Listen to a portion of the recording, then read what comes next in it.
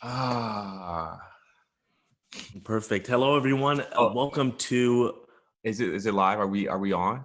I really don't know. It says we're live. It says It's we're live. It's telling me that it's redirecting. So Are we live? are we live? Okay, Are we we're live? live. We're live. I am live.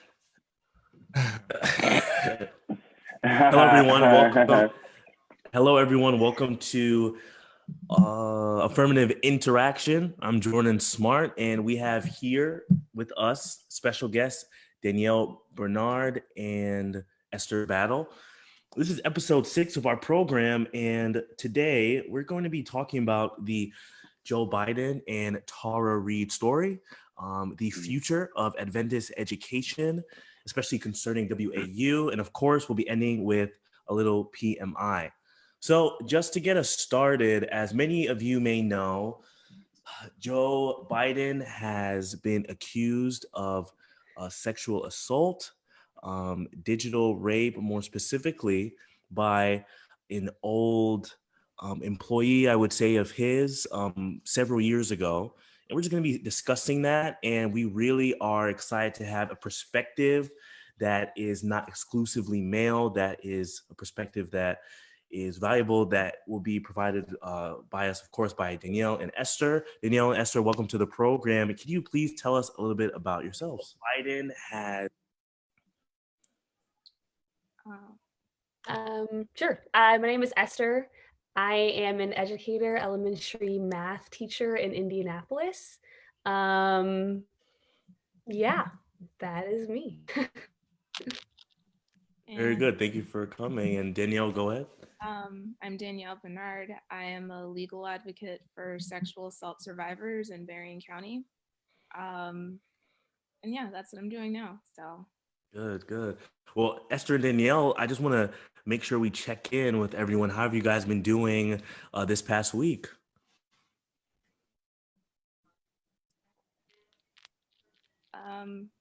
I mean, I'm still here in quarantine, like the rest of the country, or most of the country. For individuals who choose to follow procedures. Still working also because I'm an essential employee. So there's that too. But, making the best of what our new normal is. Very good. How about you, Esther? Yeah, we're doing distance learning. It's horrible. It's horrible. I really do not like it, but I'm making the best of that situation. Try my best to actually teach things to children. So very good. And then the rest of you guys, I know it's been just a week, but it feels like it's been forever. How have you guys been doing? Anyone jump in? Bad, not good. Bad. This is all bad. That's how I'm doing. Is that a check, Logan? Hey, we got the stimulus check today. Hey, okay. You know what that means? This means that I got to buy a suit for Adrian and Ezra's wedding that we don't know when it's gonna happen, but I had to wait because I was like mad broke and I didn't want to ask my mom for the money. And so today I was hyped that they still have my size. And then my dad threw me this when we were in the truck. We were going to Menards or Lowe's or something to get some shiplap, put in their bathroom. And he threw me this and I was like, look at God, my unemployment told me today that they're sending me my money. So I'm about to get this money with the extra 600. So, I mean, I'm not messing with them 9-to-5s no more. Like my God. It's handout season. I'm very happy. Give me. Run me my money. I did not ask for this. I did not ask for this. Oh, that's funny. No, I'm excited. I'm excited for me. No, they didn't have my size in the pants, but whatever. I'll just say, it's I'm tired. I don't know what it is, but maybe it's just like I hit like a quarantine wall very recently where I just feel like, I'm over this. Not enough to put my life at risk, but enough to be sad. Amen. That. But I'm tired. I'm tired of it, and I'm a little down, but making the most of it. Very happy to still be alive and to have family that's healthy and all that. Man, Garrison, you are describing my experience to the T, bro. It's like I don't want to like be around a bunch of people, obviously, but I feel like I'm tapped out being in my apartment. Like earlier this week, I literally just drove around in my car. Like I had to get out. I was gonna go insane, bro. Like it's just not the mood, man. So we're just got to make the best out of everything, but still, it is rough for sure. That's good. I'm glad everyone is doing well. I have to say today was My state opened pretty... up, so we're like wide open. We can do anything we want. COVID doesn't even exist really? in Missouri anymore. So, oh yeah, concerts. We doing everything. People out. It's crazy. We're just, I mean, COVID who? Like, let's go. That's exactly what Missouri's doing. It's terrible. I think everyone's idiots. Like, it doesn't make any sense, but that's where we're at. Red governors, that's what they love to do is rush back, but whatever. It's great. The benefits of red is very good. I will say though, I'm yesterday was Star Wars Day, which honestly helped to celebrate a thing just to keep my mind off of all the craziness. But then the negative of that is that today I just completely crashed emotionally. I was just very sad the whole day. But other than that, sorry. I'll give you a digital hug, Jordan. Exactly, man. I really would appreciate that. Thank you. Okay, so of course, jokes aside, now we're going to be talking about something that is quite serious, and we want to treat it as such. If no one is familiar that is listening with what's been going on, Joe Biden was accused of digital rape. His accuser, Tara Reade, has spoke to various news outlets, sharing her story, and we're just here to discuss this today. I just want to really make the floor completely open to anyone that wants to jump in. This is a discussion. Just remind everyone, let's try to, remain respectful to the story, to the people involved, especially Tara Reade, and remain sensitive. So whoever wants to jump in, please feel free. Let's just talk about how we are kind of internalizing what's been going on. What were your initial reactions when hearing this story? Let's start there. Anyone that wants to jump in?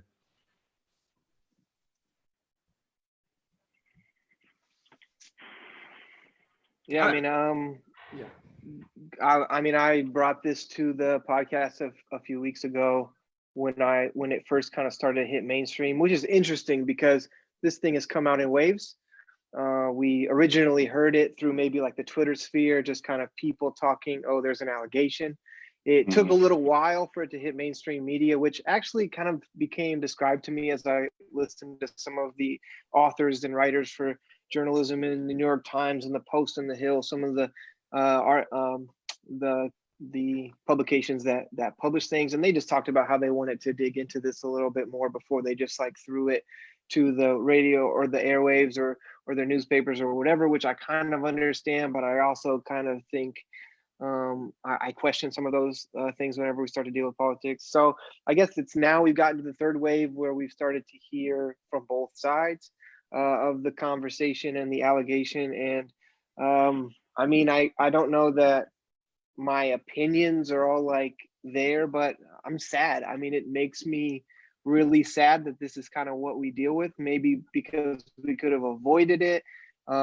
It's really sad that I see and hear this woman, Tara Reade, feeling pain in her voice and in her story, that people go through these things. I think just that we have people that have to deal with this in professional settings. It's really disheartening. It's really saddening to kind of know that this is the topic of what we consider to be a pretty enjoyable, fun podcast, that we need to address something about someone that might be the most powerful man in the world. It's just all disappointing for me, at least. I definitely hear that, Logan. I think it's just especially interesting how it seems as if, and which I will say, I am grateful for times up in the Me Too movement, that these kinds of conversations are more mainstream, are more in the forefront. And I have to say, I don't know if incredible is a word, but it's just been incredibly profound to see how this conversation is, I would say, now a fixture in the conversation when it comes to choosing a president, that we start to have to really consider the morality of our leaders in very real ways.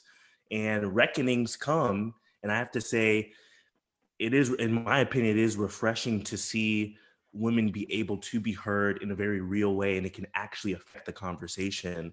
And again, however we are internalizing it in different ways, I again think it's just great to be able to see this conversation be able to be had anyway. Yeah, so anyone else, please feel free to share your thoughts, and then we'll start to get into more specific questions.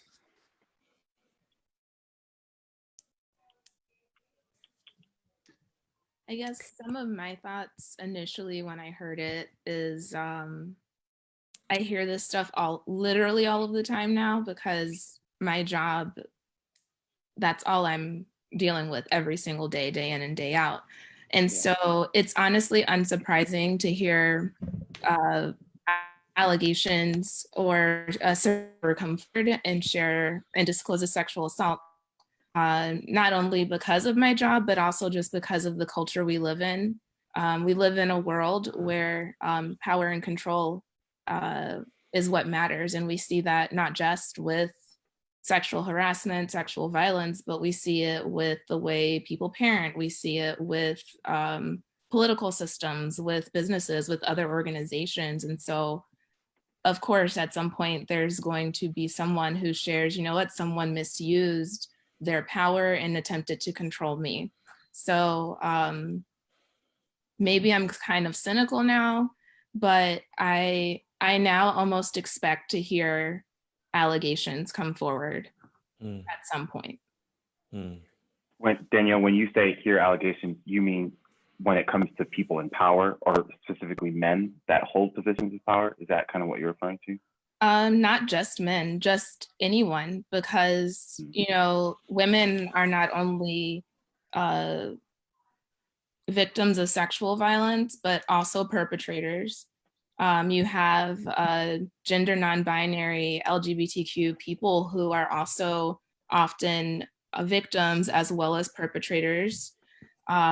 So it's honestly, I know a lot of times we hear believe women, and in a lot of the articles and messaging about Reade and Biden, it's coming up like, well, you guys always say believe women. And I really don't like the phrase believe women, because that discredits male survivors, childhood sexual assault survivors, LGBTQ survivors. And so I think we should change the phrasing to believe survivors, because in any situation, whether it's someone in political power or someone in an organization or in a family or in a community, there's someone who has more power over another person. Like, we all have different power differentials, and we could either use that power to control people or use that power to empower people. And more often than not, people use it to control people. Yeah.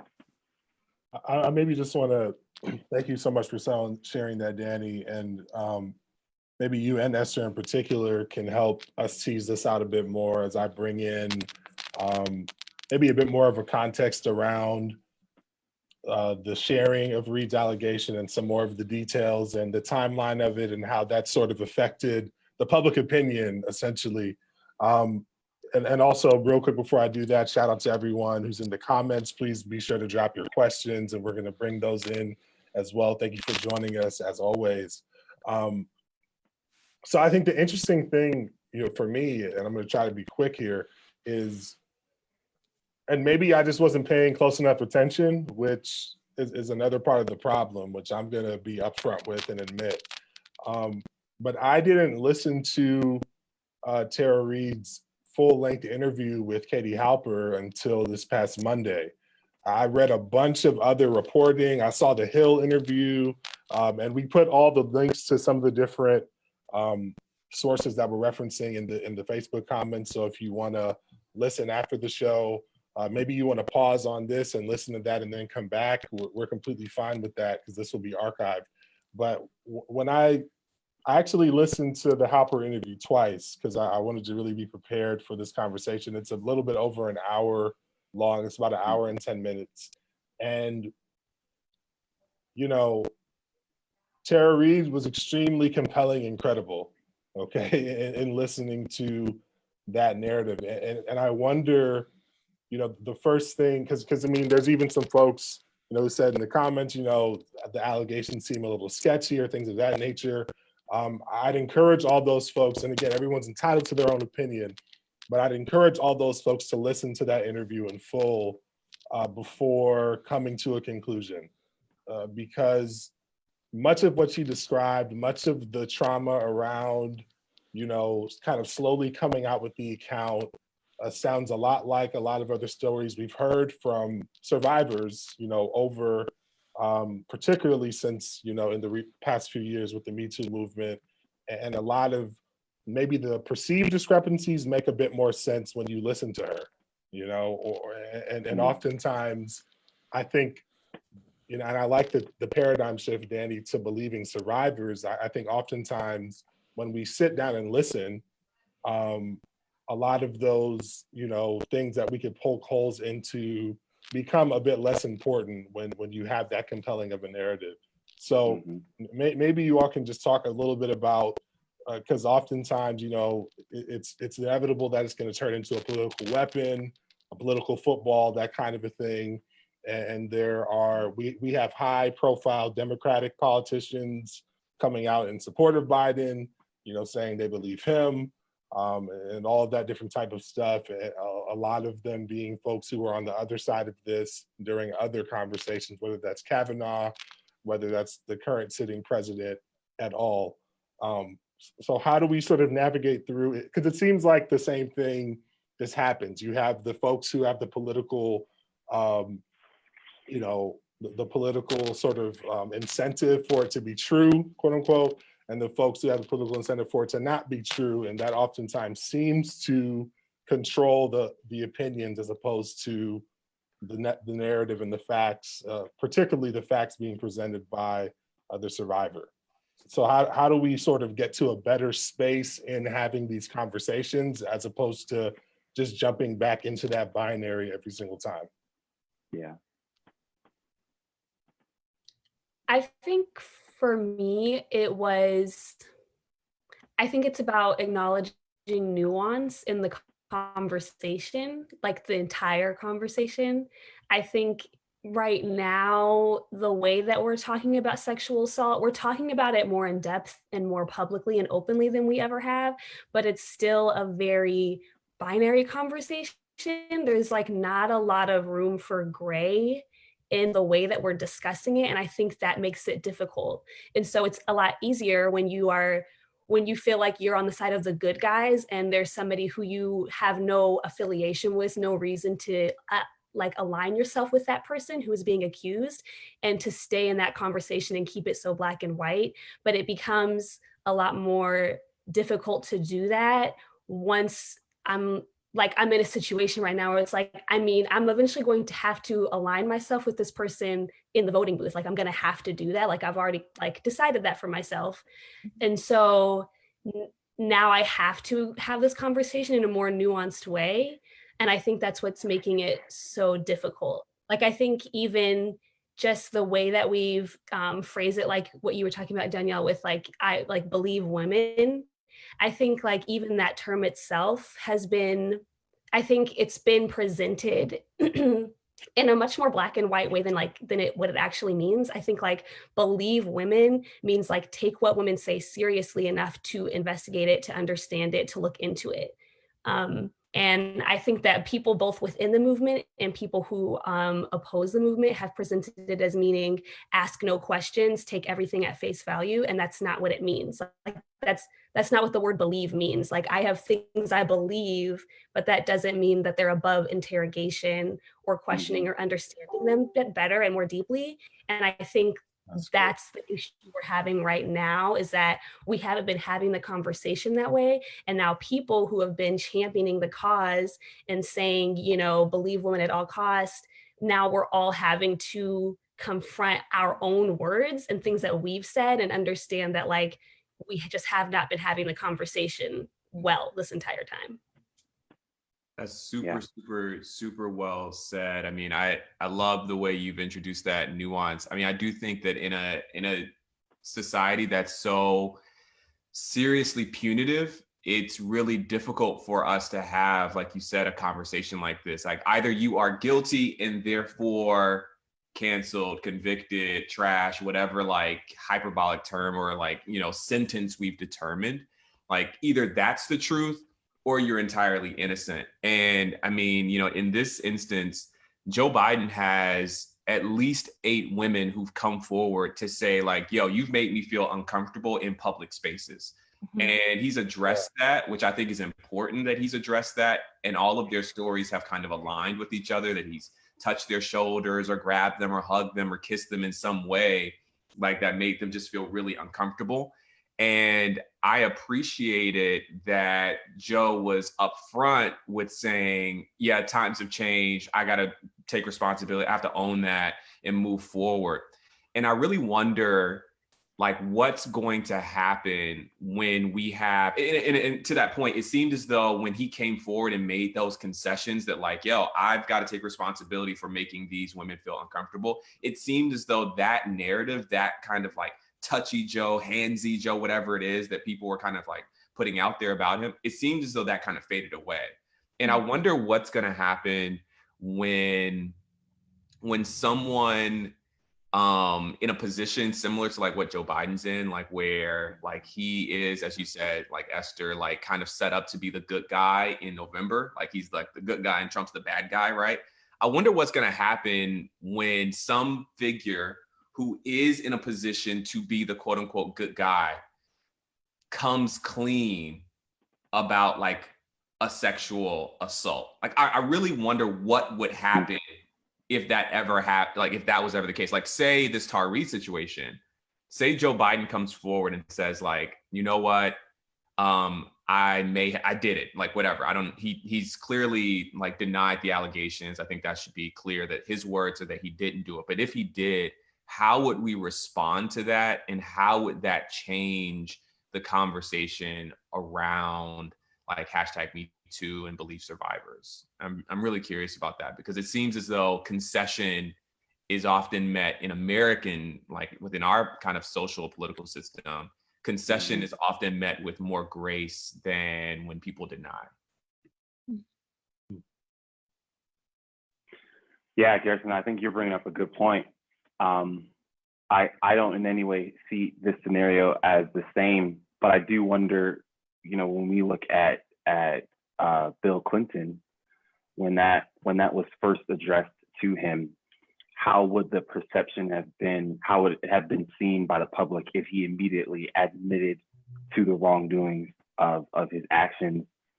And I think it kind of puts us, particularly, you know, one of those articles that I was saying, people that align more on the left or blue policies, they have been the ones to kind of trump the rhetoric of listening to women, believing their stories.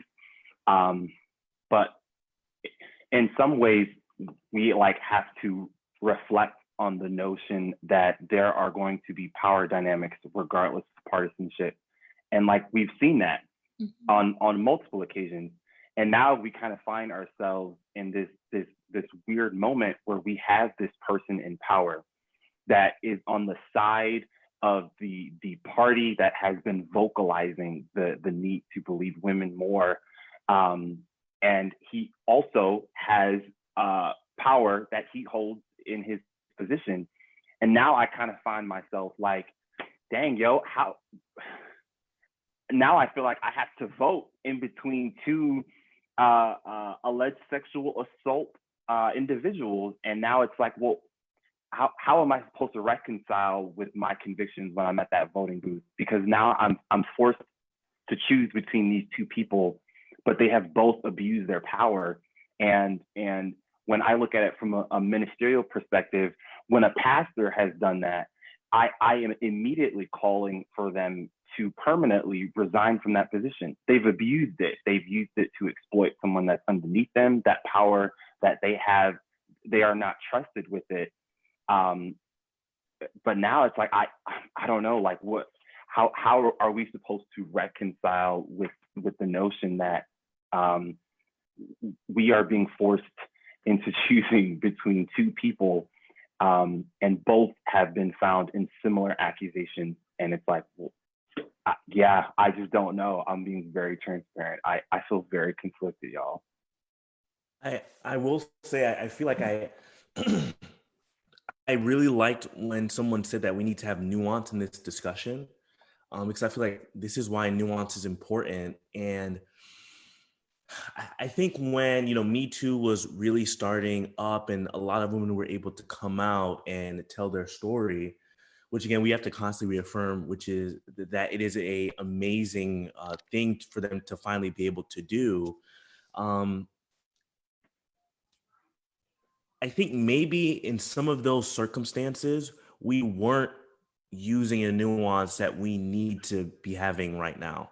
And I think now in a way, we kind of have to walk back into a place of nuance and walk back from a place of, I won't say extremism, but really just not understanding that we need to make sure we look at the facts in a way that is, that is justifiable, that is fair, and that is really what's what I'm looking for here. Looking at the facts that in a way is really good for each circumstance that arises. So I don't. I'm kind of developing this thought like right now as I'm saying it, but to simplify, and I hope I simplify.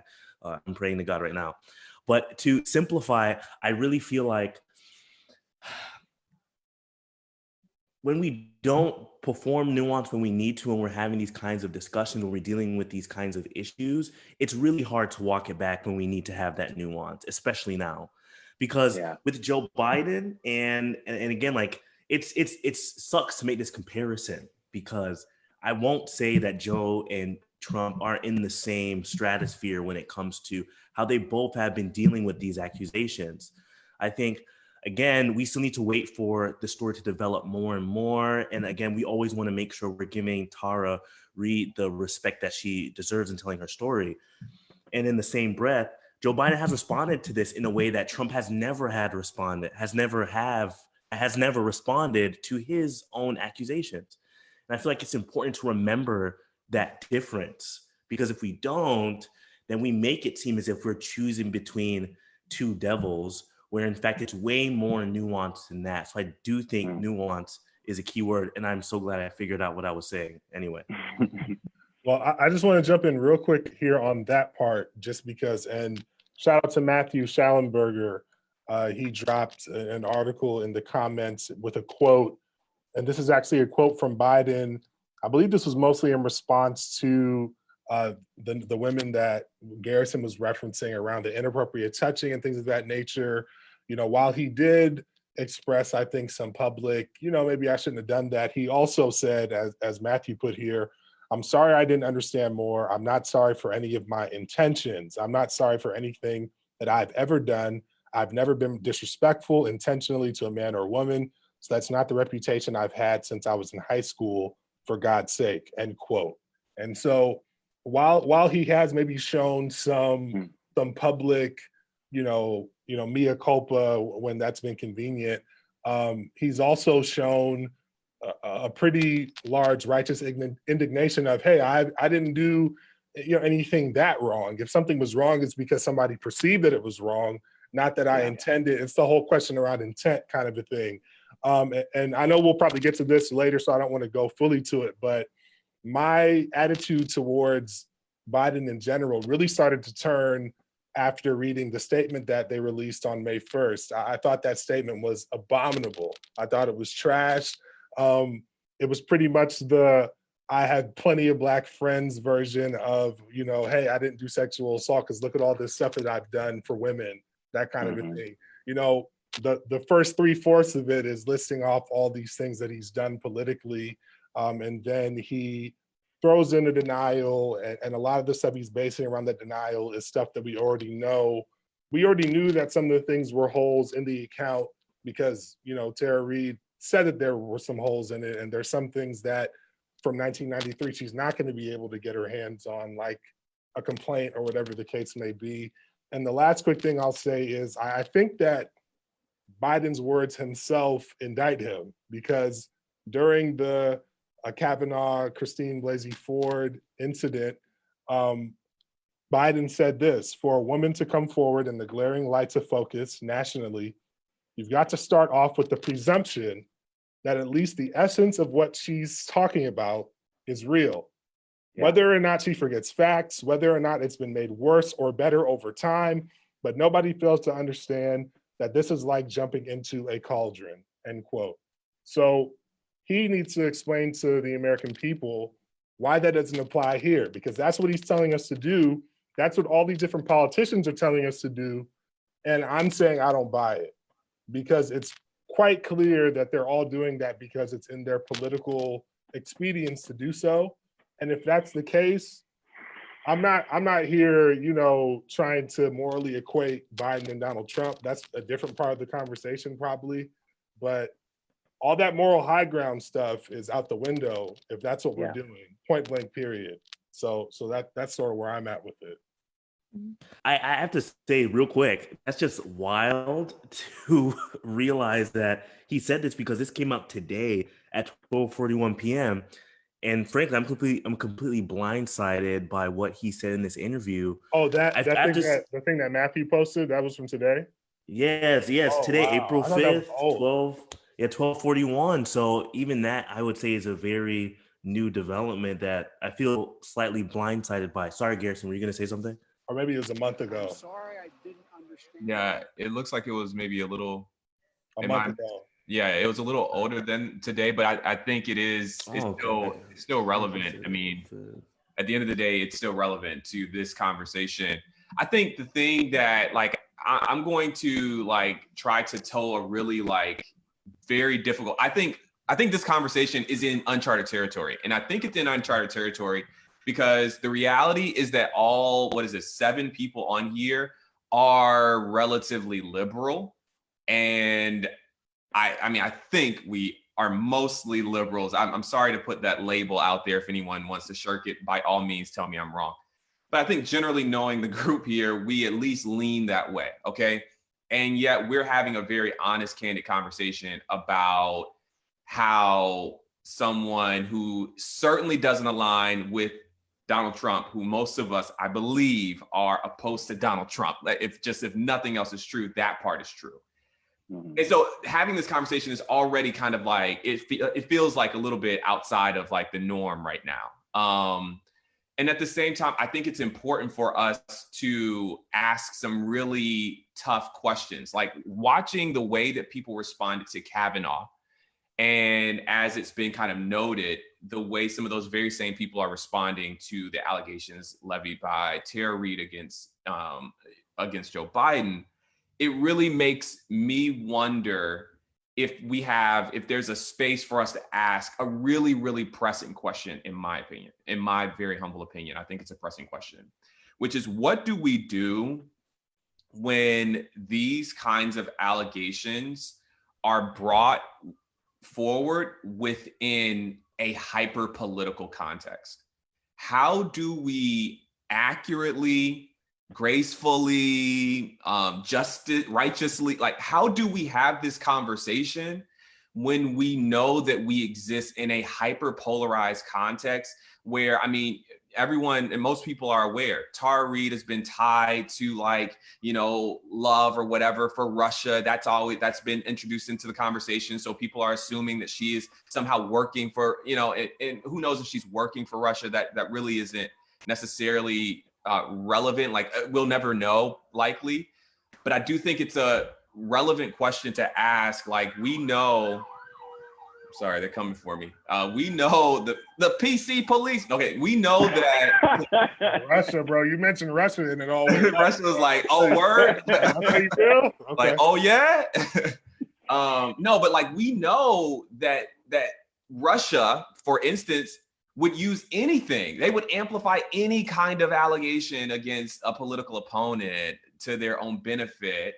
And while I am certainly uncomfortable with saying that that's what's happening here, I'm not saying that that's what's happening here, but I do think it's a worthwhile question to ask and say, how do we deal with that? How do we, and I would really like to hear from Danny and Esther particularly, because as a man, it might be a lot easier for me to say, oh, these are just the political opponents, or, oh, this is just something that can be used against Biden to help Trump. but how do we like, again, kind of calling on that nuance? I think I've gotten my point across, my question. I definitely think that in recent years, sexual violence has become a political issue. And I don't want to say that it's not, but I'd like to say that sexual assault is about people. So like, whenever we're talking about this, what tends to happen in the conversations, especially with political figures or even entertainers or, you know, people who are in the spotlight in our society, we tend to forget that it's not just about the person who is being, who's considered the perpetrator, but it's also, there's an individual who was hurt in this, and that person is disclosing a story that they probably didn't need to disclose, that they felt was the right time to disclose. And then everything else, when we move on, when the election is over, Tara Reade is still going to have a life that she still has to continue to live. And likewise, Dr. Blasey Ford, after the Kavanaugh hearings ended, her life completely changed, even during the process.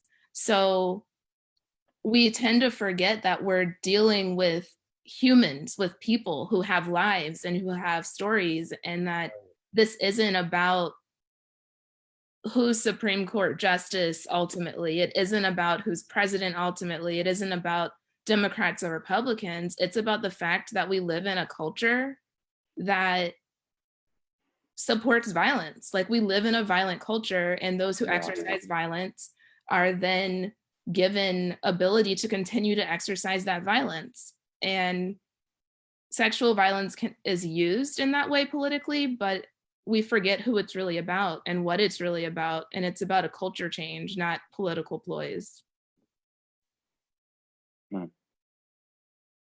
Yeah.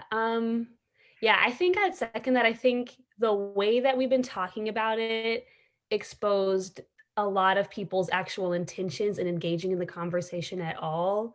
And like political officials, but I also think just like everybody, I think for a lot of us, it's been about the spectacle of it all, but like not necessarily engaging in conversations about like actual systems change and like how this sort of thing play out in everyday lives of people, because it's not, it's the grand, like in the grand scheme of things, most of these cases are not going to take place on like this global stage the way that these high profile cases have, but we're only engaging in the conversation with these high profile cases because of the spectacle, because of the way that it's affecting us politically, the way it's affecting the kind of entertainment and things like that we engage in. Like, that's the level on which we're having the conversation. We're not having the conversation at the root of like where we should be focusing it. And I think that's being exposed, especially in this case.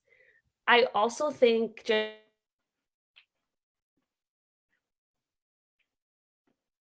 Scrolls for a sec. Uh-oh.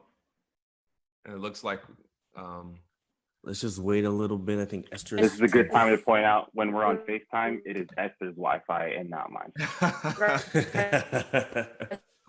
Okay. Maybe okay, yeah.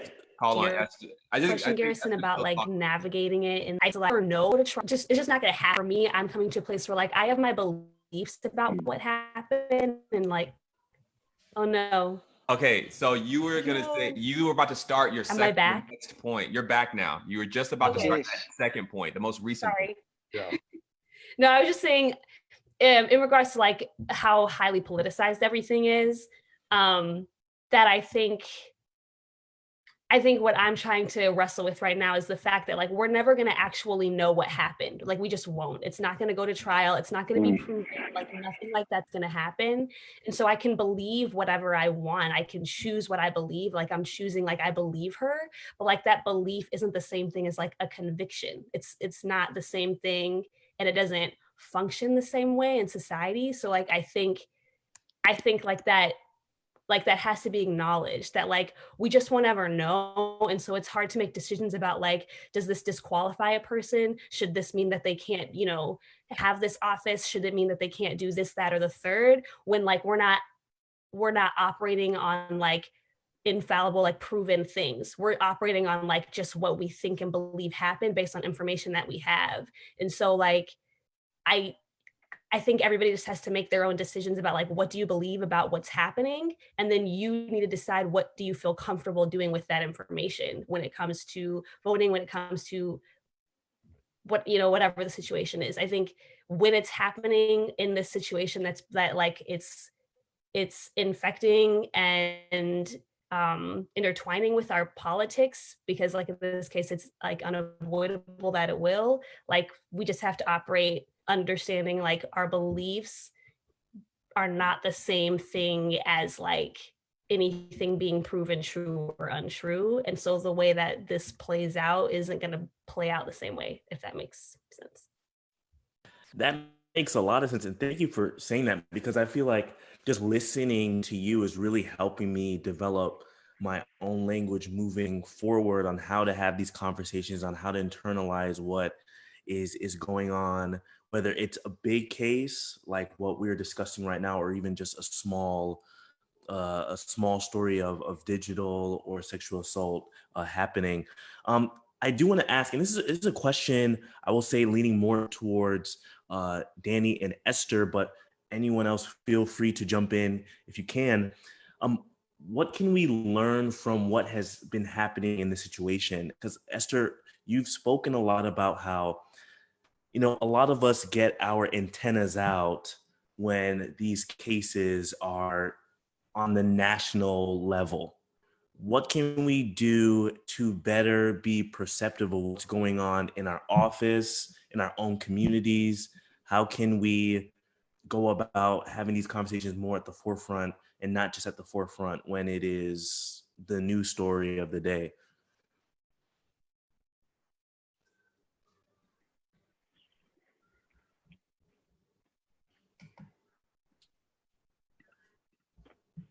Sorry. No, please go ahead, Danny, please. I'm trying to like put together my thoughts.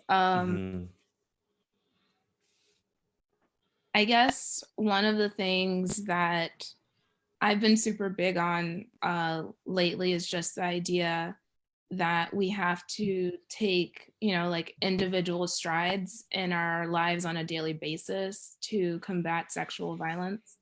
And that seems like very broad, but something as small as being able to look at how I always say it starts with kids, like look at how we talk to kids about, you know, something as basic as consent, for example. Like we always consider consent only by the time someone's in college, but even for like a small child, like teaching that child to be able to say, you know, this is my body, and, you know, I don't want to hug right now, or I don't want to hug that person, or can I hug you? Like asking permission for just the smallest and most basic of things will in turn create a culture and a generation of people who are used to asking for permission and understanding that what they do impacts other people. So it creates a space where people are able to dialogue in that way naturally, without it being seen as a way to push an agenda. Because I also think a lot of our discussions like this, like you said, because it's like highly politicized in this moment, like what does it look like when it's not? A lot of our discussions like this center around political hot, like terminology and hot topics that are popular, but not necessarily daily changes like that, or even thinking about what we're watching on TV. There are so many things that I can no longer watch or consume because of the way it reflects violence in society, and particularly sexual violence, and how it condones it. A lot of stuff that we watch does that. A lot of music we listen to does that. A lot of organizations that we support or are part of support attitudes that push sexual violence, or that support perpetrators of sexual violence. And so I think in many ways, considering more deeply who we support in our daily lives, whether that's an organization, a musician, an artist, considering, you know, what we watch, what we listen to, considering how we talk to each other, how we practice engaging with one another as autonomous beings who have autonomy over themselves. I think those are very important ways in which we can do that outside of just these big moments, but then also realizing that there are survivors around us everywhere. Most people, like, I know in my work, I've come across so many people who are like, oh, that happens here in Berrien County. And, or like, people are just surprised that sexual assault is something that happens on a daily basis. Wow. Or just around the corner from them. And so I think it's important to realize that there are more survivors than you know, just walking around holding their stories and not being able to talk about it because in many ways we are not the right people. Like, I think most of these cases have shown that the public is not a safe space for survivors to share their stories because we don't know how to hold them, and we automatically go to this idea, well, someone's lying or what's the truth. And so learning to walk through life knowing that there are survivors with us and recognizing their stories and trying to become spaces that are willing to hear them if they choose to speak is something I think we can do in our daily lives, or even researching and reaching out to volunteer with any type of rape crisis centers. There are coalitions across the country that support survivors in every state. And so just maybe reaching out to them, being educated, because most of our society, like sexual assault education is next to zero. You know, people still believe that false reporting happens when less than 2% of reported cases are false reports, and only like 1 case in 100 ever actually makes it to some type of legal action.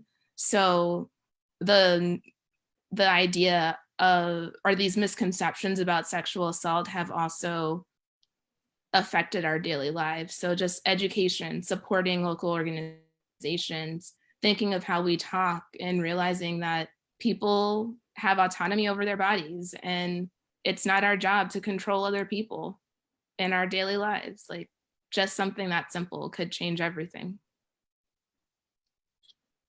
Thank you so much for that. Yeah, please feel free to jump in.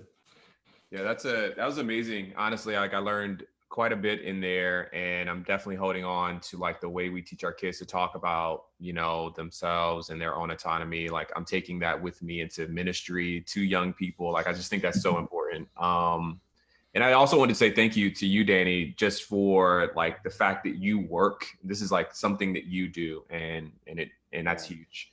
And I think the thing that stood out the most to me from what you were saying that I kind of wanted to amplify was just the idea of being conscientious about the way you talk about these things in public, especially.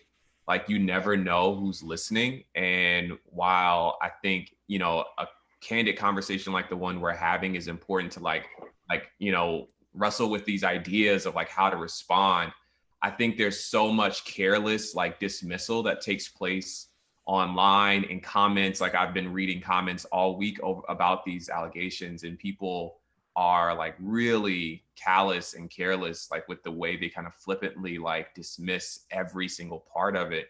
And I can see how if I'm scrolling through and you very likely didn't know that Garrison Hayes was going to read your comment, like how many other people are doing the same thing, how many survivors are seeing that and thinking to themselves, this isn't a space where I can be, you know, like vulnerable, and you aren't a person that I can trust to respond in a measured or graceful way. So I think that's important, especially for men. Yeah, I think, you know, that's great points, Garrison and Danny. I know for me personally, I've just been willing to, I've done a little bit of work in sexual violence, sexual harassment prevention, bystander intervention. And honestly, like trainings have been very resourceful for me. I know most public universities, state universities have departments that have women's resource centers as well as sexual violence, sexual harassment prevention centers. Those would all come under different names that kind of exist under that scape. But I know we wanted to do a project at UC Berkeley's campus, and they like really wanted us to get trained, but they came to our church. They trained anyone that wanted to listen. They were like, yeah, if you're close enough within our radius and you want to do any work in this, like volunteer or otherwise on our campus, we'll come, we'll run you through trainings. They did 3 different trainings for our teams, which was like pretty simple, that led up to actual like really in-depth how to dialogue with survivors that you come in contact with, just like in conversation, how to talk to them, and so like those trainings have incredibly helpful because they not only give you information, they give you language, they give you terminology, they give you understanding, they give you statistics, things that can kind of prepare you to see this in context, because it's typically, I know we talk about it most when it's political, but it's statistics that not only survivors, perpetrators, rapists, abusers, and people that are currently being harmed by them. And it's our jobs as individuals that don't have these intents to make sure that those people are able to feel safe, that they're able to feel connected. But also, I know for me, just like posting about it on social media, being vocal, people will DM and message and kind of keep you in their circle and loop to say, this is a person that's willfully stood up in this conversation, and I know that I can reach out, connect.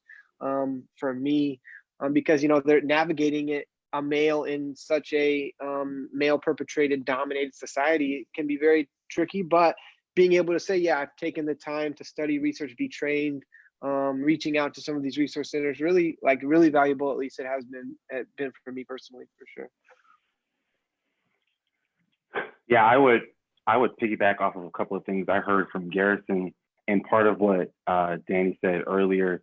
I think in my interactions, whether it's me being reflective on my own or seeing the way people have been interacting with this conversation, particularly on social media, I think it reveals a very tribalistic thinking that I think sometimes men have when it comes to this topic.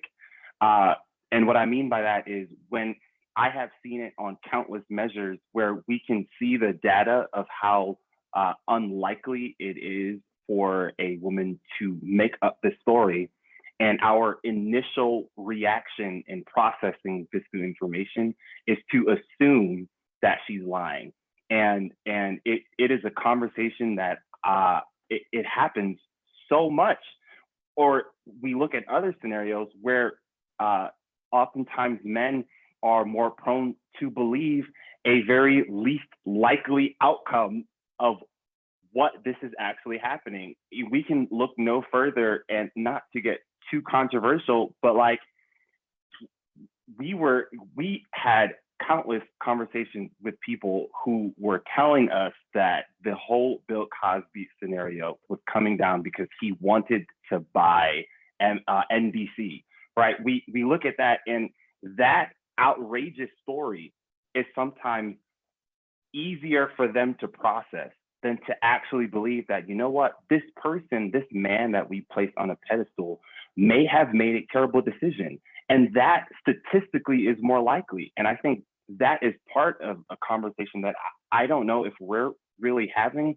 Is I know we want to factor in on teaching our young boys from a very young age on how to interact with women, but we also need to reteach ourselves what it means to actually listen, because I don't think that is an art that we've used properly. And I think we've kind of taken it for granted and assumed we know how to listen. And I think what we're seeing here is that it really reveals the problems and the bias we may have when it comes to this topic, because we see it. Our initial reaction oftentimes is to believe something that is statistically unlikely. And I think that is the lesson that I would want to not just impart on myself, but all of my male friends, is we've got to be careful if our initial reaction leads us down a road of denying how real this problem is for our country. Yeah, I just want to jump in real quick and thank you all for everything that you've shared. It's been so educational for me, and I know for sure for our viewers. I just want to jump in and say that the church needs to be doing a lot more. Just want to bring that perspective, and particularly men in the church, whether that's pastors. We can have like a 3-part series on male-dominated evangelistic series, or camp meetings, or online revivals, whatever the case may be. I'll just leave that at that for now. Not no shade to anybody in particular, but this culture that kind of assumes that we can tell the story of the gospel without the perspective of women, particularly women of color, continues to be problematic. I do want to mention a couple of resources, more grassroots network resources. I'm involved with an initiative called Rise Up Against Abuse. And a big shout out to Latoya Wright, Dominique Gamult, as well as, I just blanked on a name, but sorry. But, there's some info on that. And then the Bucket Brigade Against Abuse, which is run by Jennifer Jill Swerzer, Sarah McDougall, and Nicole Crozier-Parker. They actually have a anonymous, secure way for folks who have been, particularly in religious communities, who've been abused by those, whether in church leadership or at the high levels or local leadership, for you to report that and get help. Bucket Brigade Against Abuse. But the last thing I'll just say real quick is what really is seared in my mind on this topic is when we had a rally on our campus for Rise Up Against Abuse to launch it. And I remember that as part of the different things we were doing that Sabbath, I was asked to make sort of an announcement to invite folks at PMC to an afternoon program we were having. This was during divine worship. And I just remember looking out as I was talking about the topic and what we were wanting to do. And how sometimes you have these moments where, whether you're in a small group or a large group, and you're like connecting eyes with people. And it was like, in that moment, I don't even remember what I said because I was just kind of talking, but what I remember about that moment is sort of God allowing me to see people in a different way. And what I saw looking back at me were survivors in that church who've never spoken about what they've gone through, what they've been through, likely sitting next to someone who has assaulted or is currently assaulting them, and just feeling so overwhelmed by that, feeling so inadequate, and continuing to just feel inadequate in the midst of the conversation, but being reminded that in spite of not being an expert, not knowing all the right terminology or the right things to say or the things to do, how vitally important it is in the midst to use whatever platform or influence or whatever it is that you have garnered to keep this topic in the light, because that's the only way that it's going to be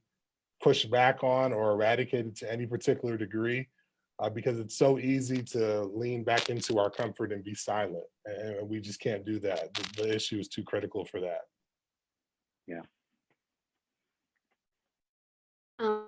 Yeah, I just wanted to add quickly to the sort of like switch you were saying, Nixon, sort of about like religion and how this plays into it. And also what you were saying, Danielle, about how we talk to kids. Just thinking about like my role as a teacher. I think we try to talk about consent with them, but I think also what needs to happen is just like how we talk about sex, period. And like right now, a lot of how we talk about sex is influenced by religion, and that like we just sort of don't talk about it, especially with children. But the problem is like we also live in a hypersexualized culture, and so kids are constantly taking in information about sex, and a lot of it is very controlling, very objectifying, and then we don't have language to use with them when we see them acting out of like out of what they see in culture. So like I can just think of like there's been some like really disturbing incidences in like my experience as a teacher of just like what young boys do to other young girls, just acting out on what they see in front of them. And it's a really difficult line of towing between like not vilifying them because they are still a child, but not doing that whole, you know, boys will be boys thing. I think that we just don't have language right now to talk about sex with children in a way that is like transparent and open and sets them up to understand what it means to respect another person as a human and not as an object, and how that can be so harmful in sexual relationships. Because like even though they're children, they are constantly interacting with sexual content all the time, and we can't protect them from it. So like we have to talk to them about it somehow. And I think like we just like we don't know how right now. Thank you so much for everyone for your contributions on this topic.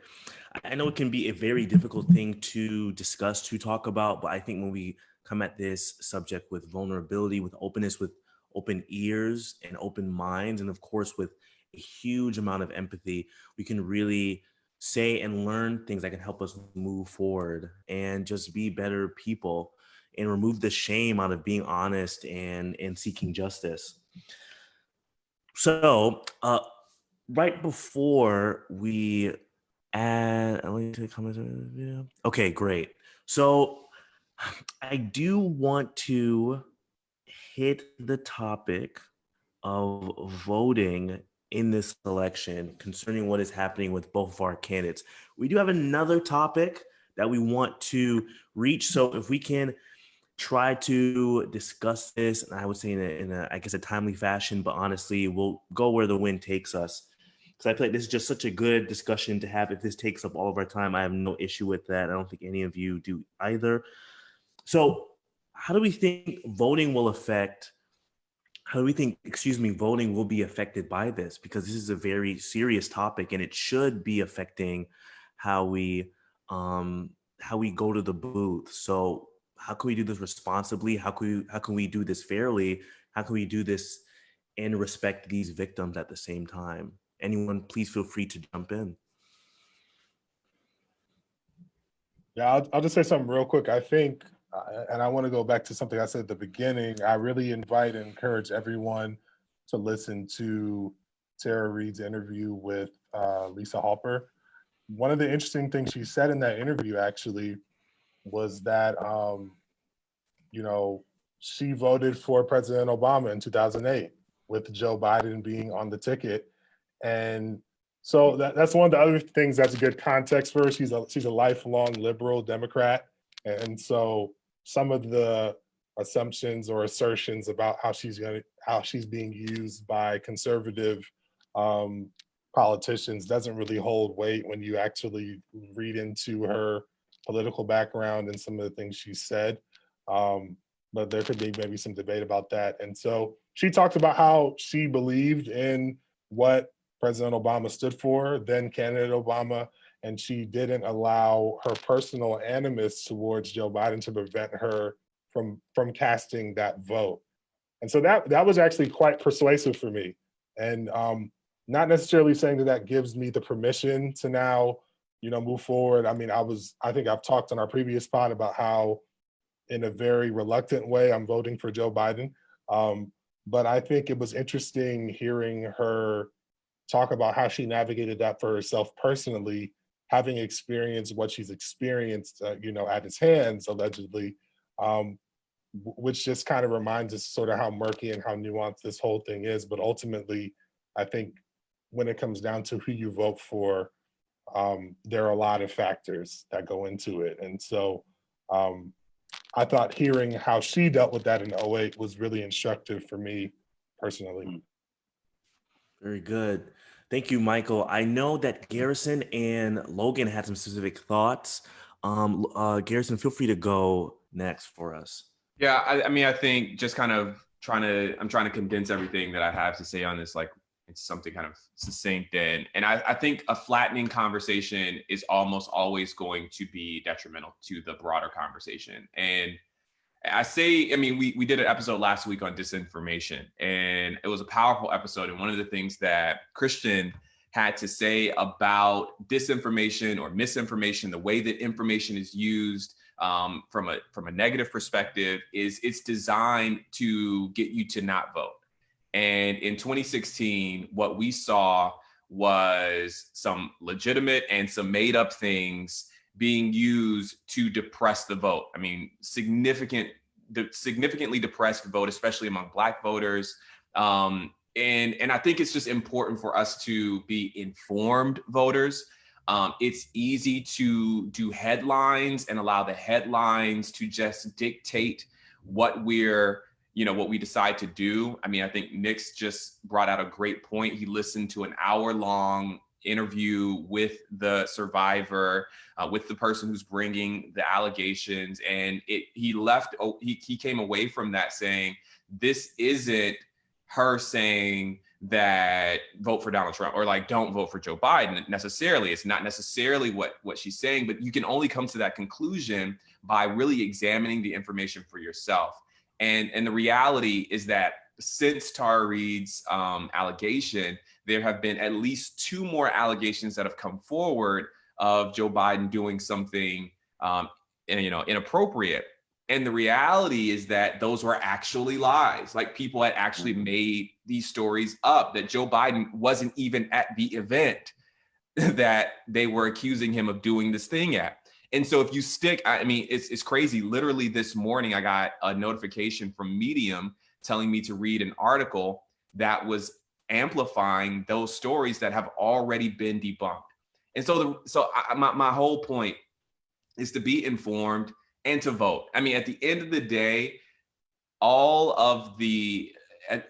we can't make progress in society. We can't do what's necessary to protect the Supreme Court, to protect immigrants at the border, to protect our disparate impact and civil rights laws if we don't vote. And I just think that's a really important thing to be said.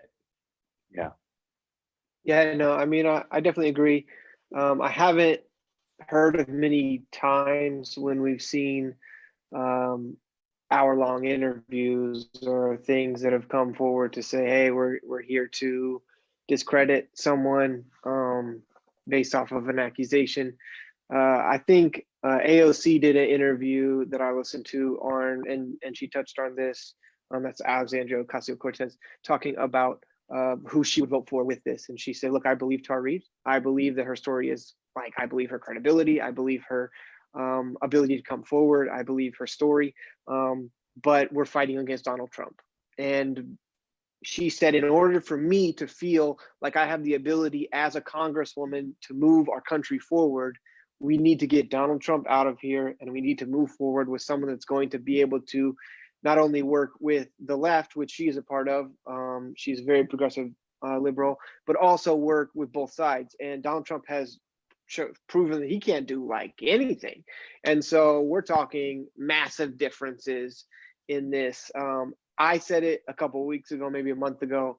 This allegation has changed my perspective on how I will campaign in politics between now and November. I was really excited to push Joe Biden into, the election and to win that, but I'm not as excited anymore. And we could say that, yeah, this has added to that. It has. I'm sure there's more information that's going to come out over time and how this all get handled. But for sure, I want to say that, yeah, I'm not as excited. But at the same point, information is important. But also, we're fighting against a very, very troubling, problematic white supremacist that exists in the White House right now. So.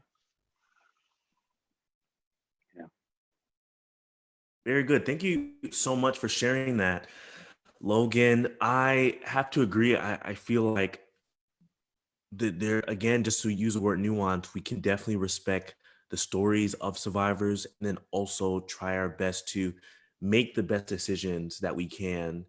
And I know it's really tough for everyone, and it just starts with a conversation, and we all have to make our own decisions at the end of the day.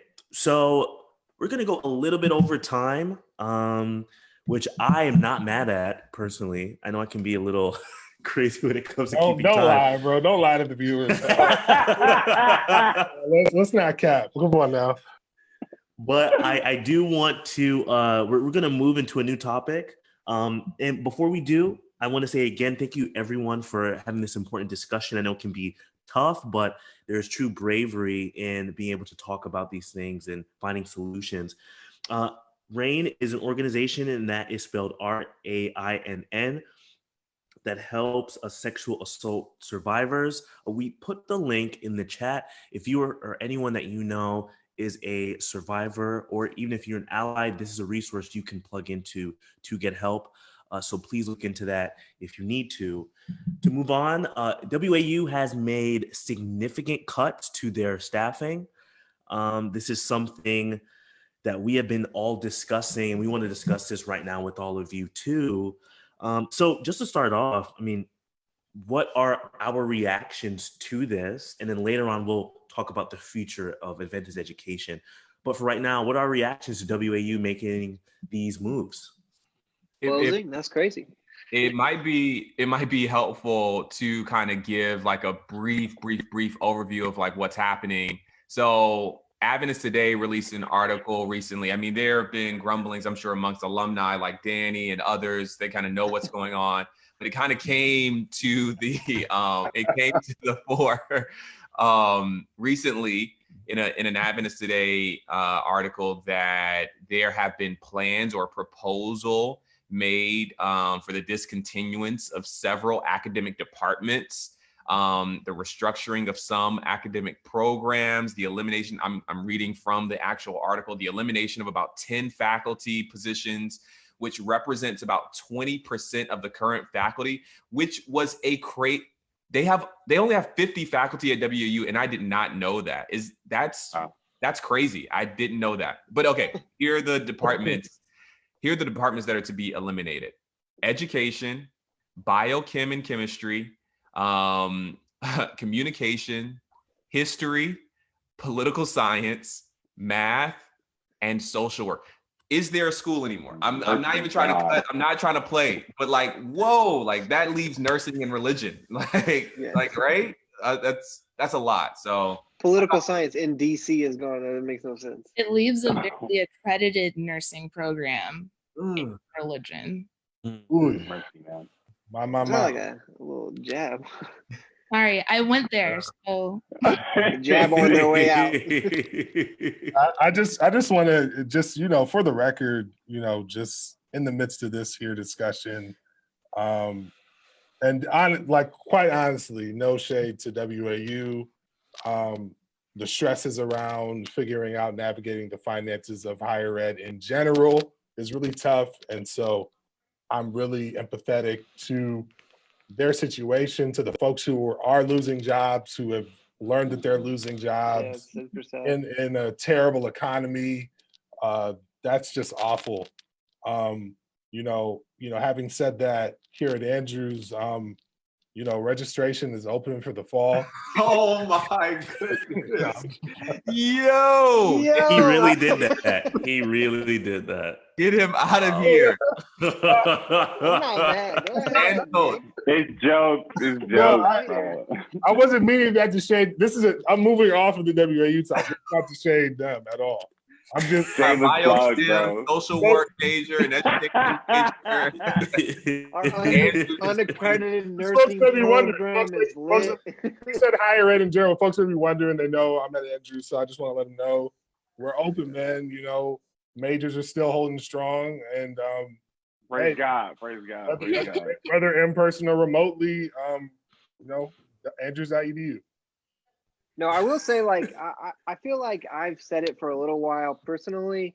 If you want to make Adventist schools stay open, get rid of subsidy. It's honestly killing our institutions. We have people that get a 70% discount on tuition, and then another group that gets 0.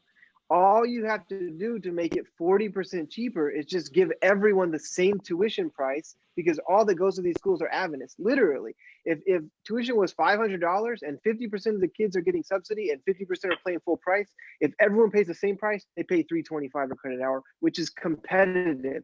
And you can actually sell that to people and say, this is actually competitive to other schools.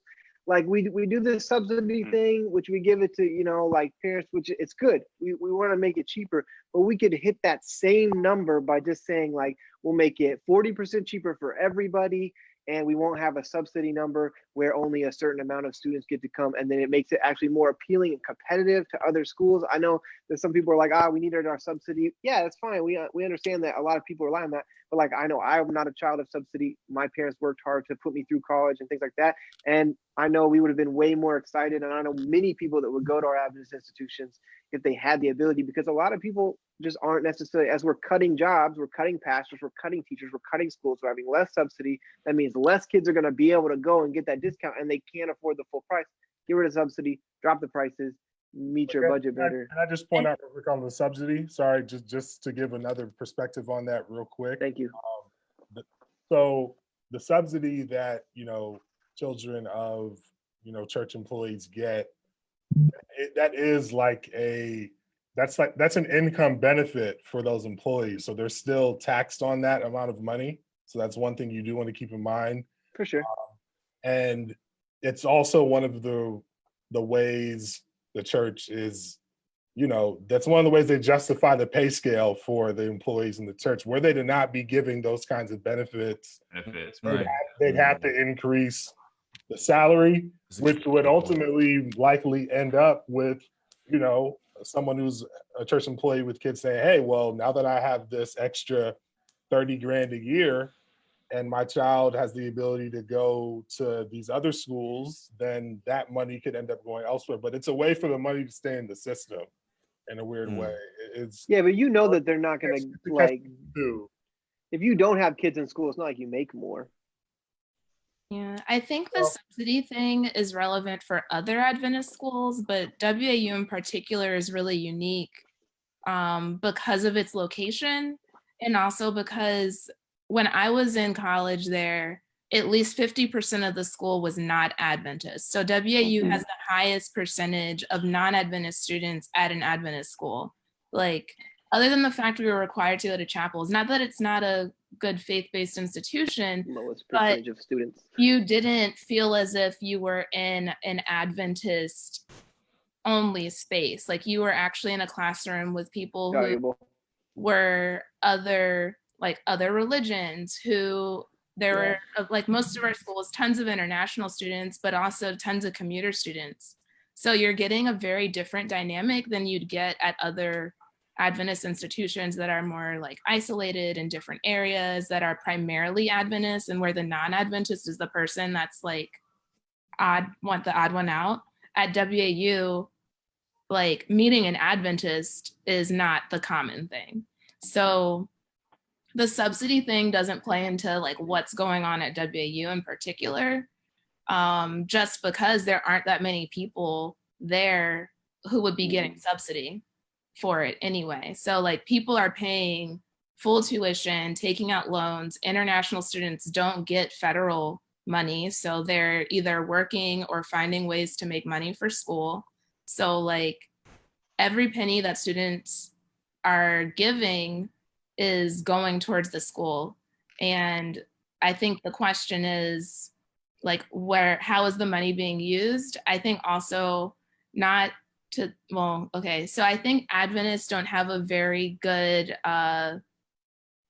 meter for determining what qualifies leaders. So we pick our leaders based on the wrong things and not necessarily on their qualifications and ability to properly run organizations. And so outside of the Adventist world, this would never fly at a UMD or at like at a UPenn or a private institution or even at a community college. Like, this wouldn't work. That's facts. So I've always said the only qualification of being an Adventist principal is wanting to be an Adventist principal. God will qualify the call, yo. Yo, man, I got some people I need to stand up for on that call. I got some people I need to stand up for. No room against is qualified. I will say that one of the things that I've noticed in part of the conversation, which is kind of what I think Danny has mentioned in some ways, is it's not just that like there are less Adventists going to places like WAU, but it's also hit places like La Sierra. Based on location, you're in DC or you're in LA. It's one, going to be hard to create that communal experience that you would have in Berrien Springs or Huntsville or College Place, Walla Walla, where there's not really anything there, so you have to create that culture there. Versus you're at WAU. Whoa. Berrien Springs is a booming shop. Don't do that. Yo, I heard they got a coffee You lied. shop. That's crazy. That baguette go crazy though. I even go. Shout out to Berrien products, bro. We out here. Baguette? But I think part of the one of the other concerns that I've seen is that like enrollment is going down for a number of reasons. Like there are less Adventists in North America than there were 25 years ago, and there are less Adventist kids going to academy that there were going several years ago. And those are like the direct pool of where they're trying to recruit. And when that number is decreasing, like your enrollment at your school is going to decrease. And then I also have seen that the number of students on the East Coast has also decreased at Adventist Higher Ed, because you've got places like New York that are offering it for free. Mm-hmm. And now I'm like, if I could go to a university in New York State, and like, why? Please justify why I would spend tens of thousands of dollars at this university when I can do it for free. And while there are a lot of complexities and emotions that surround that, you know, with the faith aspect being a huge component, I feel as though many Adventist higher eds are running up short in giving a justifiable answer, because that credibility of the prestige that some Adventist higher eds hold, it doesn't really apply to a lot of millennial or Gen Z students. They're like, I don't care if you guys have a library that's named after James White. Like you're talking about thousands of dollars. Yo, have you been to the basement? So, okay. And go ahead. I think it's part of that. I think it's a much larger conversation with different pieces that are hurting them in different areas. All right, so I have a question on this. We're all products of Adventist education at different levels. I mean, we have WAU here, Andrews, got Union College, got Southern, got a little bit of Oakwood in here as well. All right, would you, if you could go back and do it over again, would you go to an Adventist, for Adventist college or university? That is a great question. That's tough. We all want to say no, but no one's gonna say no. That's low key facts. Go ahead, Jordan. Go ahead. I want. Yeah, I mean, I have to say, I don't want to sit here and lie and say that Andrews and going to an Adventist institution did not help me formulate my spiritual life, my spiritual walk. Fact. Could I have formulated my spiritual walk elsewhere at a public institution? Maybe, but if I'm being honest, I don't know if I could trust myself at 17 years old to really do that. So I do feel like that structure really helped me. So I have to say I probably would choose Andrew still, because back then I was kind of a punk, really scary, really afraid to do big things like go to a big city and leave Rochester. Kind of still am, but that's besides the point. So I would say at Andrews. I would not have, if I could go back, I wouldn't go to Adventist school. Well, you can't. They've got rid of your program. Go away. It's crazy. The religion department is still there, by the way. Yes. Let them know, yo. So WAU has an awesome theology program because the professors are dope. But if I could go back as my 17-year-old self when I committed to going to school, WAU was my second choice. well, it wasn't a choice. And then I ended up going there because I had gotten into another school early decision in senior year. So I probably would have gone to the school I got into early decision, or I would have gone to University of Maryland, because going to Adventist school got me messed up financially, because no one who was 18 should, and paying their way through college, should be able to sign for loans by themselves. And I think that I wish like the $6,000 the school gave me every year really didn't do much. So like, I think either Adventist schools would need to give me more money, or I would go somewhere else, but I'd probably go somewhere else. Yeah, I know Nick's had something to say before I jump in. It seemed like he was about to stand up for AU. Nick was ready. Our dear AU. Nick's gonna put on that Cardinal, yo, gonna rock that thing. That's what I'm saying, bro. I should have brought walking the Cardinal. I should have brought my jersey with me. No, you know, I think I probably would have. And I had for me, it's a very like, it's a personal kind of a thing. You know, my parents were living here, so I spent a lot of really critical time with my parents while going to school here. So that was really helpful for me. I actually, the political science program, particularly the pre-law classes I took, are the reason why I made it through law school ultimately, which was the more critical piece of my educational journey. Had I not taken legal writing here with Professor Garrity, my legal writing grade in law school is what got me through the first year. I would have failed out. And so, so I can't just, I mean, could I have gotten that somewhere else? I mean, sure. I was sitting next to a classmate who went to Yale in my 1L class. But what that actually taught me was that, hey, I can hang. Like, I mean, Andrew's in the middle of nowhere. Nobody knew where the heck it was. And over time, I kind of liked that in some ways. I wasn't just like, you know, some kid from one of these, you know, oh, they look at your, you know, application and you went there, you just get in. It was more of a unique journey to get in for me, and kind of having to prove yourself. And I think that experience helped me going forward from there. So I wouldn't trade that personally. Yeah, if I could go back, I would still go to Adventist University. I might not go to the one that I went to. I was about to say, I don't know if I will go There to you go. because we gonna cut this live off if you cap it like that.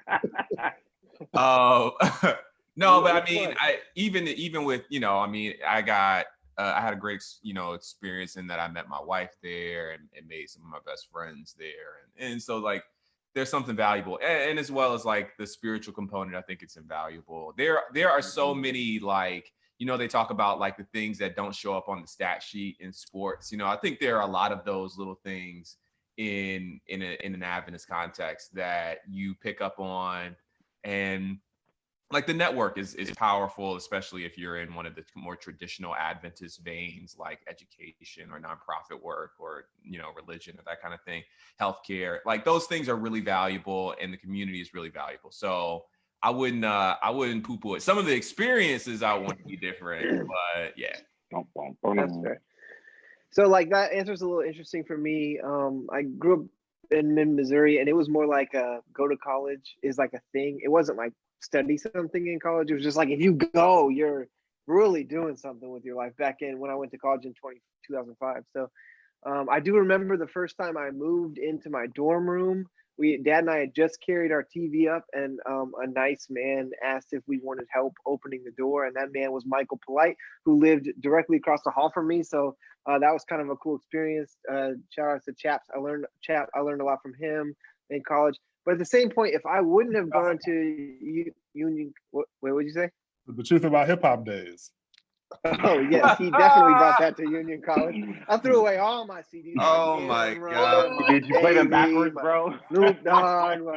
I fell asleep in one of those meetings, and Chap came over like Candyman. We called him Polite back then. He's like, Logan, brother, you need to wake back up. And I'm like, man, I'm tired. He's like, yeah, that's the devil. Like, and I was like, oh.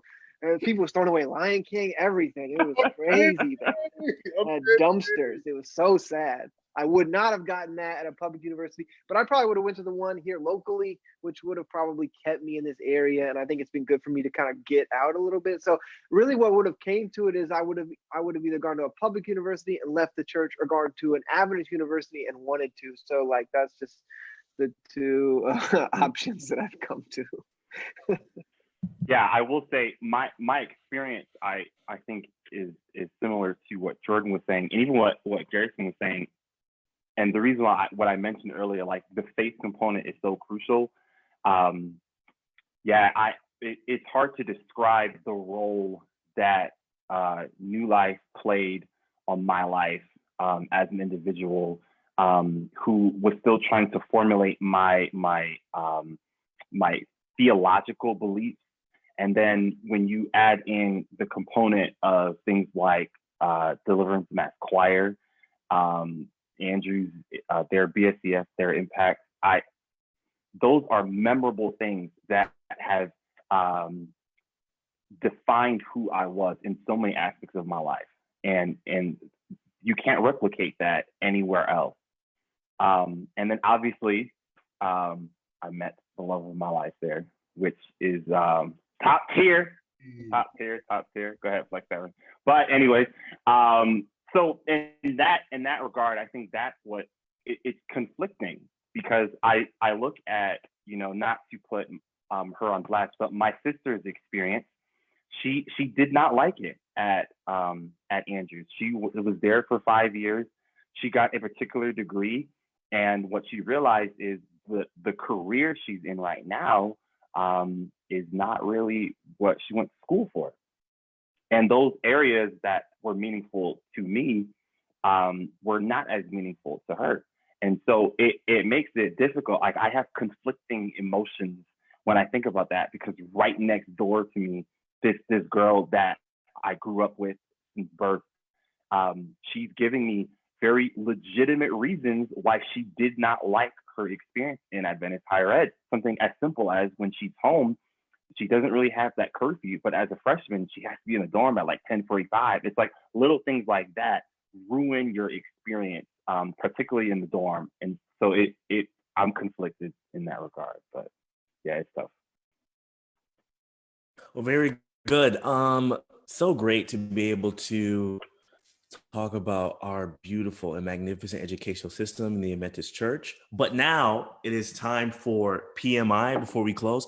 And for those that don't know, PMI is Piqued My Interest. You get to share a film, TV show, book, article, or anything in between that has inspired you and that you would love to share. Adrian, could you go first for us, please? Yes. Sorry, I'm only going first because I have to bounce to another meeting. Just like last week, I'm still on that Insecure wave. HBO Sundays at 10 p.m. I love you can get out. I love the commentary that they're doing this season, just surrounding how breakdowns in communication can be so detrimental to friendships. But besides that, I love, once again, that the protagonists are Black women. It has been a while since we have seen anything like that, and I still stand by it. We have never seen it in this level, being on HBO, which is one of the biggest platforms that you can ask for. And so, yeah, that's still my top choice. With that, I gotta go, you guys. It's been fun. Please do. See, Adrian, thank you so much. Next, can we have Mike go first, please? And FYI, let's try to keep this to 30 seconds. Yeah, go ahead. All right, mine's gonna be longer than 30 seconds. I'm sorry. The quick part is I'm reading. Let me take off my background. Yeah, we can't see it. Yeah, this is gonna take 30 seconds. Exactly. I'm sorry, Jordan. Shout out to my office background. I've been reading The Alchemist. It's been suggested to me by a number of people. Most recently, one of my really close friends, Brendan Albury, shout out to him. He's actually a WAU employee and is still employed. Praise God. I see the character. And I need to reiterate, like, I really no shade to WAU. Honestly, we're praying for them. I was horrified when I read that quite clearly, because there are a lot of people affected by that. And it's just not fun at all. But a bit of sad news. This, I don't know if piqued my interest is the right, phrase for this, but I'll share my screen real quick. Some of y'all may have seen me post about this, but it's a picture of Pastor Robert Tapau. He was just a really influential, speaking of, Adventist education experiences, we just found out that he passed away in his sleep this past Sunday. Gone way too soon. He was also, he would run open gym a lot at Andrews. So those of you, who played basketball and stuff, during like the early to mid 2000s into the late 2000s era, he was around a lot. He was also a pretty big pillar at All Nations SDA Church, where my dad pastors now. So a lot of people in our community that are broken up about it, don't have a lot of details as to, the complications around it. I know he was battling some health conditions, but everything that I've heard is this is really sudden. As you can see from the picture there, he loved the Chargers. He would talk about them all the time. He was just a bundle of joy, was super nice to me and everyone else, always gave words of encouragement. I went back on Facebook and I just looked at just a number of messages he sent me over the year, just out of the blue, just saying he's praying for me, congratulating me on stuff. And so just a really amazing person, and really heartbroken that we've lost him. He has 4 kids, he's married, and so really broken up for them in particular. So just keep their family in prayer. That's something that's really kind of stunned me over the past couple of days. We'll definitely keep him and his family in our prayers. We'll keep his family in our prayers. Garrison, could you go next for us, please? Yeah. So, the thing, as Jordan just said, man, praying for your friend and the family. And yeah, just really sorry to hear that. The thing that stands out for me, the thing that's piqued my interest this week, I don't know about you guys, but I think I said it kind of towards the beginning, just super like down and tired and depressed or what have you. And it's just been so long since I feel like I could just get out and do stuff. So I bought a bike, and I've been riding my little bike around, and it's been amazing. I actually, this is the first like real road bike that I've owned, and man, it's just been great. And it's a great source of like community, like separate community, right? Like we occupy our own spaces, and like we're going at our different places and all that stuff. But it's been really great to get into it. So I would just recommend to anyone who's looking for a good activity to get involved with, like go get a bike, get outside, and get some exercise on with a mask while you're doing it. Very good. Thank you so much. Danny, could you go next for us, please? Yes. I have 2 quick things. The first thing is a podcast I love in general, but that's been really good, especially during this COVID crisis. Intersectionality Matters by Dr. Kimberly Crenshaw. She's been doing a several-part series on the intersections of COVID-19 and the Black community, as well as on age and class. So if someone's interested, those are some really good discussion she's having. The other thing is a meditation album / playlist. A lot of us have a lot of extra anxiety during this time. And so I've been taking time for meditation, and a good playlist that I was given is called the Self-Care Package by Londrell on Spotify. And it has really been I've been doing a different meditation each day, and it's really been helping to keep me calm and at peace and just grounded in a time when there's so much confusion and craziness. So. Thank you, Danny. Esther, could you share what piqued your interest this week for us next? Yeah, so with everything being shut down, I just have a lot more time to actually like learn things like outside of what I have to learn for like teaching kids. So I downloaded that app Coursera, which is like you can take like online college courses from various places. And I've been taking this course from Yale called The Science of Well-Being, which is basically all about like the ways that our intuitions about what will make us happy are really wrong, and what are the things that like proven through research actually make us happy. And it's a lot of things that are a lot more like, it's very like anti-individualistic. Like it turns out that like our mindset that like individualism and thinking about yourself and caring for yourself, that makes you happier, is actually like not backed by science at all. And a lot of things that make people happier have to do with like caring for the people around you. And it's just, yeah, it's been very eye-opening for me. Very good. Thank you. And Logan, please finish for us. Oh, well, you gotta go too, but Yes, of course. I guess for me, I got two things. One, I just saw somebody said, I don't remember who said it. Somebody I think I just had Steve Weatherford. He's a personal trainer.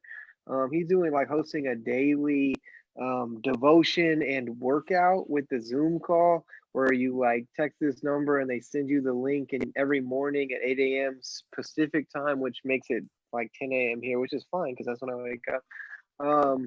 Like to do a little Zoom workout. So I'm kind of excited to try that tomorrow. So I'll probably do that once and then not again. That's gonna be good. And then I've also like been doing a lot of podcasts. And so podcasts have kept me sane through this, whether it's been COVID coverage, the election, understanding some of these Tara Reade things, but some of the podcasts that I really just love to listen to on a really regular basis, the NPR Politics podcast, Fresh Air, which is an NPR podcast, New York Times The Daily Show with Trevor Noah's, Ears Edition, NPR Up First, Today Explained. I kind of listen to these, maybe Pod Save America when it's out. That one's like super liberal. Ezra Klein, Garrison put me onto that one. That one's been really good too. So like some of these, the first five I listed, I think are everyday podcasts. And so I can kind of like decide which topics I want to hit 2 or 3 a day. I love that because it keeps me really like up to date and knowledgeable on different things that are coming and different interviews, especially The Daily. That's probably my favorite news one. But podcasts, if you look for any, those are The Daily specifically and NPR. They're pretty balanced. They're not looking to give anything but information, which I enjoy. Pod Save America will definitely make you really understand what liberals think, especially white guys. But yeah, it's interesting podcast if you're interested in any. But yeah, and no, I'm not able to download them on dial-up, Garrison. Because my internet's very slow. Matthew Schallenberger was texting me and he was like, yo, I got 300. What's yours? Our internet is 10 megabytes per second. Like 10. That's what we pay for. And we don't even get that. We get like 7.5. It's terrible. Yikes. Big yikes. And for me, just to end, I've actually watched this show on Netflix, and it was kind of a surprising show. It's called Never Have I Ever, and it's about a first-generation Indian American girl and about her experience in high school with her friends. It's an incredibly diverse show, which I love. And again, it's from a female's perspective, which I love even more. And surprisingly enough, it is a very well done meditation on grief and working through trauma. So I don't want to spoil any of it, but it's on Netflix right now. It's produced by Mindy Kaling, and I 100% recommend it if you're into that kind of thing. So thank you so much, everyone, for talking and having another great discussion. And thank you to all of you at home for listening. I know you're home because you can't go anywhere else. We are Affirmative Interaction, and we're so glad that you could join us. Please join us next Tuesday for another episode, and have a good night. Stay safe. Peace.